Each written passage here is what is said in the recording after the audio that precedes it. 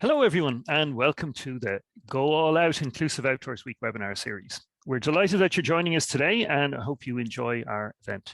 My name is Tomas Aylward, and I'll be your MC for today's webinar. I am a lecturer. My privileged job, I have to say, is a lecturer in Munster Technological University here in County Kerry. And my special area of work is around working with people with disability and helping them to access the outdoors. So I work with students on degree programs in outdoor learning and degree programs in adapted physical activity. So the reason we're here today, of course, is because Cara, Sport Inclusion Ireland, has organised the Go All Out Week. And this week aims to inspire people with disabilities and people who work in the outdoor sector to understand the value and to see opportunities that are available to them in their local communities to get outdoors and to enjoy themselves. So outdoor activity providers from all over the country have been signing up to the program and getting ready to create more opportunities for people with disabilities to take part in activities. And there's a program of activities there for the week ahead. It's also an opportunity, obviously, for people with disabilities and their families to get involved and to understand about the participation in the outdoors, how they can access activities, and how they can find out about amenities locally that they can use not just this week, but for the rest of their lives and their communities. Okay, so today we're going to talk about two different inclusive outdoor projects, one which is on the water and one which is on the land. And I'm delighted to be joined today by Paul Gallagher, who is going to discuss the Climbing for All program, and John Wilson, who'll be talking about the new accessible boat on, did I say it right, Ramore Water Sports Club in County Cavan. So we might go to each of you first and maybe get a brief introduction and a background to yourselves for our audience. So I might jump to you first, Paul. How are you doing? Hi, Tomas. Thanks very much. Yeah, great to be involved today. Delighted to to be able to share this. So my name is Paul Kelleher. I'm a mountaineering and climbing instructor and a registered social worker. And I have a really passionate interest in including people from all walks of life in the outdoors. And I guess that's what's led me kind of over the years to start delivering a program called Climbing for All. So Climbing for All is a program that originally came from the Adventure for All Trust in the UK. And I've been delivering it here to climbing providers, as well as direct delivery with people with disabilities now for about the last, I suppose, 8 or 9 years. And Climbing for All is kind of, in its basic form, an introduction to inclusive climbing. It's generally delivered to climbing walls and climbing instructors, and it's to help them raise awareness and raise their own understanding of the possibilities of using climbing environments to be inclusive. Brilliant. Thanks very much, Paul. John, how are you today? Very good. I'm delighted to be able to contribute to this webinar.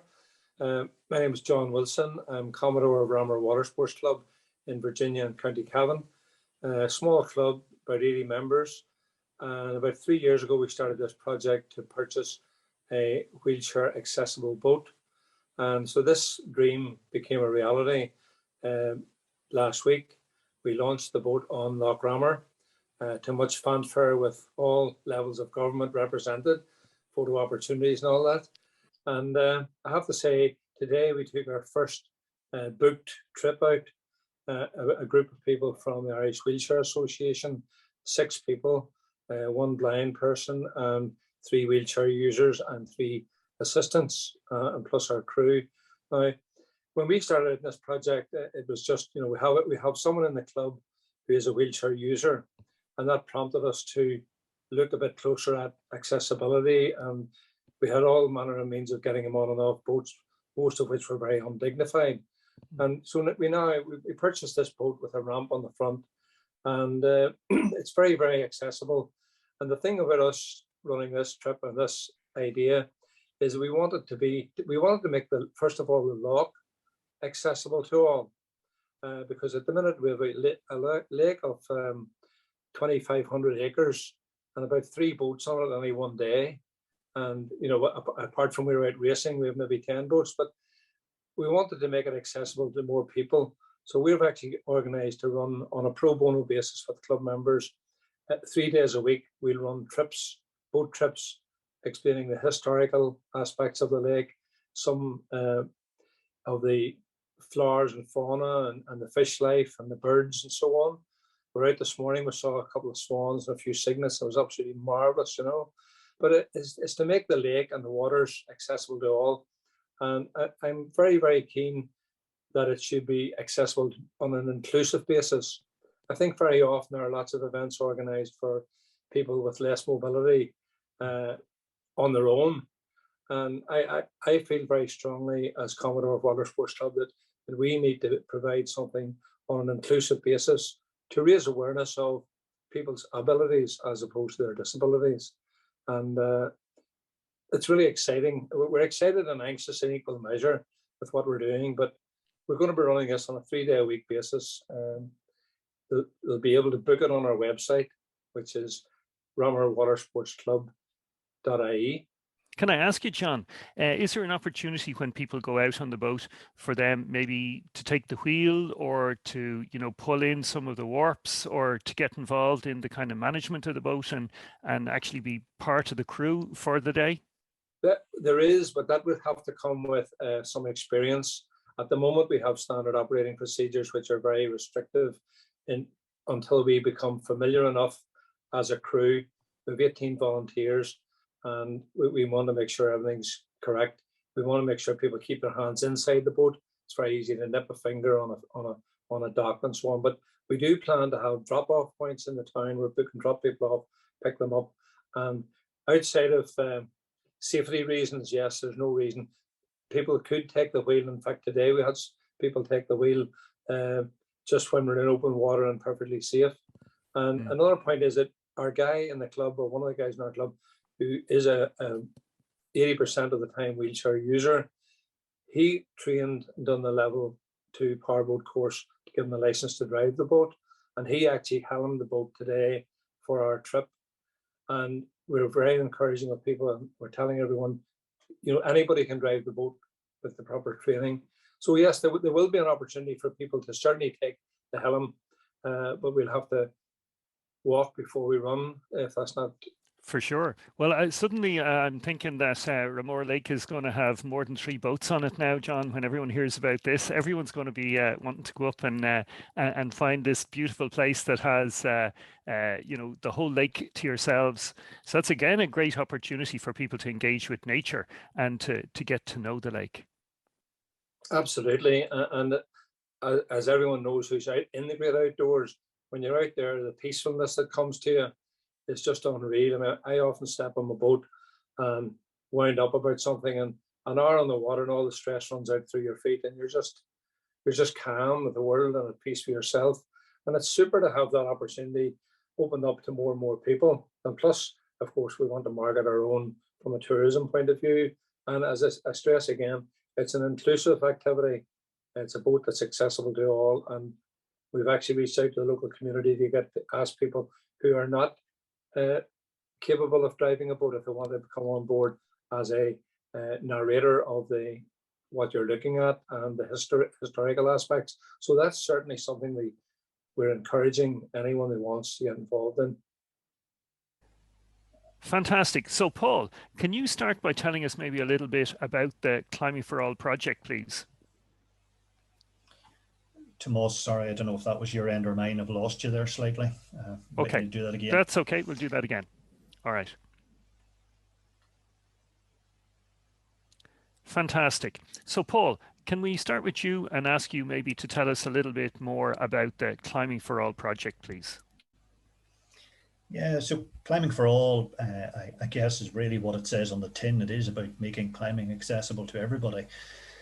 And I think one of the things that, you know, I've certainly emphasized over the years, and both in working with groups and indeed in working directly with climbing walls, is as much as anything, this is about a state of mind. It is about a can-do kind of approach. And, you know, I emphasize the importance of, you know, instructors and outdoor professionals working with clients to understand what their needs are and indeed what their wishes are for the day ahead. and then thinking about going about that. And a lot of the time that doesn't require anything more than some thoughtful participation and engagement. And sometimes it requires some additional specialist skills, which is some of the information that I would cover in the Climbing for All course. And that's, I suppose, about, what can we do to make our sport more accessible to us. And can I ask, Paul, the way if, say, for instance, you've trained up instructors or climbing wall leaders at a climbing wall, and they're getting involved and they're using the techniques from the Climbing for All program, and somebody with a disability comes along, I presume there's an opportunity for their brother or their sister or their mom or their dad, or where it's an adult, for their children even to participate with them. Is that what happens at walls? Yeah, absolutely. And that's very much what I've been encouraging walls to do. And indeed, what I've been doing myself, working with groups, is to see that as an inclusive activity and a kind of almost a family day type approach, where siblings and partners can join in, participate, and, become part of that activity. And I think that's really important for me in terms of inclusion. I think, what inclusion shouldn't be is separate activities for separate groups where you separate people further from society. It's the complete opposite I would be aiming for, Tomas. Very good. And while this week is a celebration of opportunities for everybody to participate in the outdoors, and there are a number of events on in different places around the country, and the details of those are on CARA's website. But you've probably got a long list of climbing walls and centres that you've worked at around the country. Would you hazard a guess at how many centres and walls have actually got the capacity to be inclusive and the staff trained to do it? Yeah, so I mean, it was a project that was going quite well for me before we all had to put our lives on hold for 2 years with COVID, Tomas. So, I mean, kind of working in a kind of circular sense around the country for me. I've worked with the team in Tullymore National Outdoor Centre, Foyle Arena up in Derry, Guildford climbing wall. There's a climbing wall in a sports arena in Guildford in County Down. Dublin Climbing Centre have long been advocates out in Tala of kind of inclusive climbing. And just a few weeks back, I worked with the team at Limerick Climbing Wall in the university campus. And we were kind of really great enthusiasm there from all of those staff teams. So, those teams have become kind of really interested in kind of making their walls more accessible. And I think for me, one of the great things about climbing walls, we often talk about access to the outdoors, and somebody might immediately say, well, hold on, a climbing wall is not outdoors, it's actually indoors. But one of the great beauties of climbing walls is they are placed in quite often in centres of very large population. They're accessible to things like public transport routes. So you can get on your public transport, you can get yourself to the climbing wall. And I think that that accessibility of venue is really important as well for me. I've obviously worked in mountain areas across Ireland and further afield, but sometimes just getting to the venue can be challenging. So climbing walls have a great advantage in that sense to us. Absolutely. And I think one of the things is that it's often about stepping stones. And, if somebody is nervous about maybe a family member getting involved in something that they might perceive as being more challenging, like climbing outdoors, that by going to the climbing wall and having the expert instructors that you've trained, that it's a kind of a stepping stone where they can get to try it out and see that it works. And for the people with disabilities to see that this is maybe something that they can do, and then they can obviously continue it on and take it in the climbing walls or take it outdoors as well. I think, Tomas, the other thing is, I would kind of add is that, maybe you and I are of a generation that we started our climbing outdoors, but the majority of people these days, their introduction to climbing is in a climbing wall, and that is because of the accessibility of those venues in many cases. Fantastic. Thanks, Paul. So, John, that boat sounds like a fantastic investment and a resource for the community up there in Cavan. What's the name of the boat, please? We call the boat the Lady Amanda. It's a little bit poignant. It's named after one of our late deceased members, as it happens, a young lady, 43 years of age, who was super enthusiastic about the water, super helpful to everyone on the water and around the water. and her daughter, who was always with her, was never out of the water, so we christened her the Mermaid. So it ended up, we called the boat the Lady Amanda Mermaid, and it's just a picture of a mermaid. So that's where that's going to be into perpetuity, to remember Amanda and let her enthusiasm shine on in the club in the future. Fantastic, fantastic.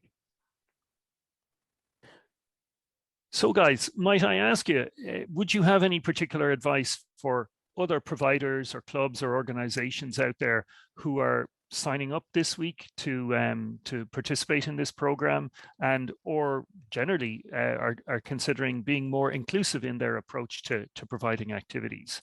I might call on you first, John.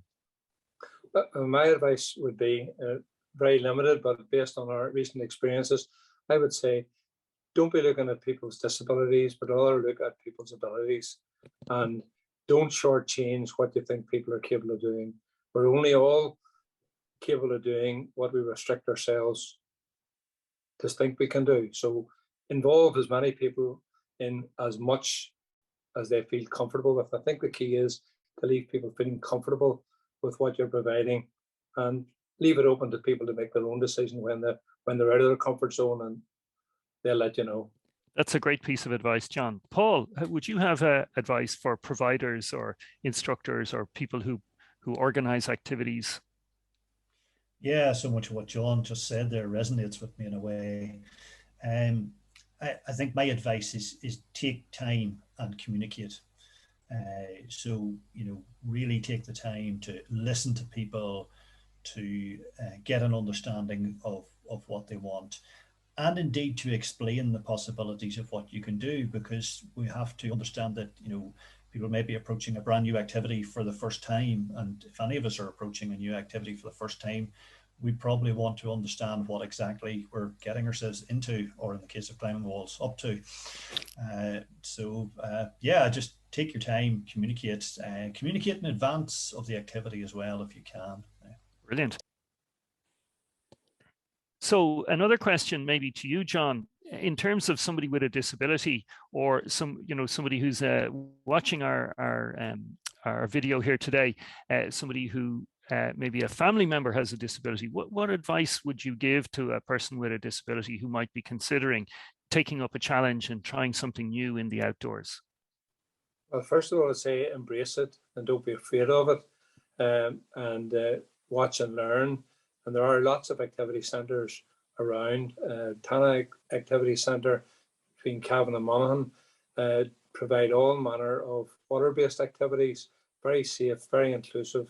They have zip lines, they have towables behind boats, they have skiing, they have everything you could ever want for, all in a very inclusive environment.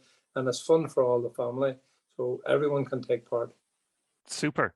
And Paul, if I was to put the similar question to you in terms of what advice or suggestions you would make to somebody with a disability who's thinking of dipping their toe in the water, so to speak, this week?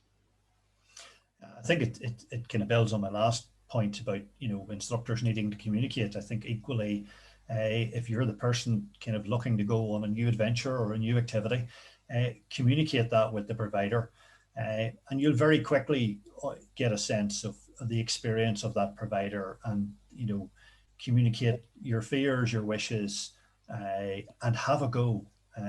We've got some really excellent Climbing for All providers now throughout Ireland who will be kind of really keen to support you and get you involved in climbing. Wonderful, wonderful. Well, as we come to the end of this webinar, maybe could I ask both of you maybe to whet the appetite of our audience today by maybe telling us a little bit about some of your favorite places to visit outdoors in Ireland, things that might inspire some of our visitors to get themselves out and go all out. Can I call on you first, John? Would you have a particular place that you love to go to be outdoors? Well, there's a place quite close to us in Mount Nugent in Ross in County Cavan. It's a horse riding facility, and they have horse riding for all. They have walking trails, they have small timid jumps, they have larger obstacles.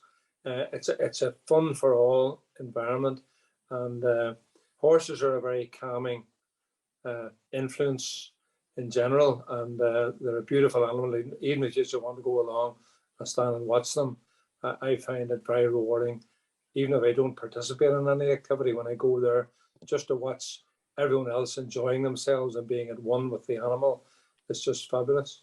Wonderful. Cheers, John. That's a one for me to check out now, definitely. Paul, would you have a particular place that you would enjoy and tell us about?